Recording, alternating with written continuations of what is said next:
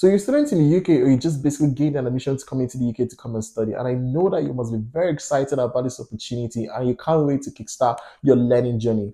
I also do know you've set in those goals, those career goals to ensure that you get jobs and become employable that will keep you sorted and settled in the UK as well.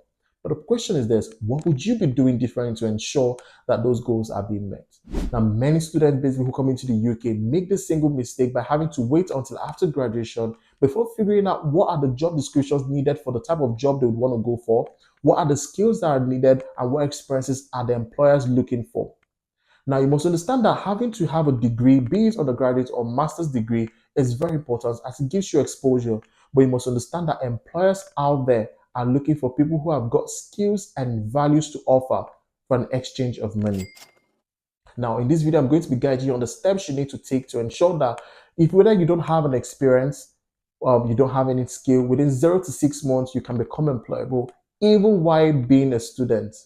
Now, the first thing I'm going to tell you on step one is this. Number one, make a research. Make a detailed research about the job you're going for. Let's assume you want to, you want to become a data analyst at the end of your master course for 1 year. Let's make an example. Let's make an example for that.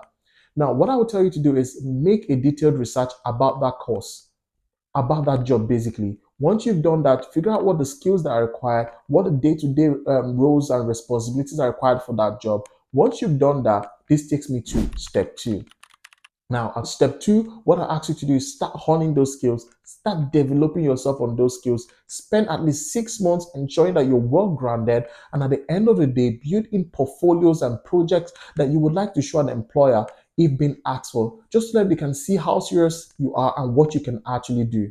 Now, once you've done this and you're very sure you're grounded on the skill, this takes me to step three. And I know a lot of you would not want to hear this, but trust me, this is the game changer. Now, step three, get an unpaid internship. Now, it doesn't mean basically that you need to work for that employer every single day. It could be one time or once every week for about 2 hours or for half a day.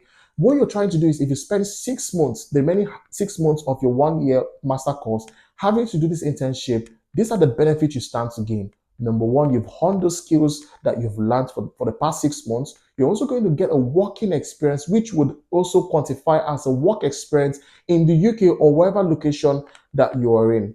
And number three, you could also get the possibility of getting a job, a permanent job by the employer as well.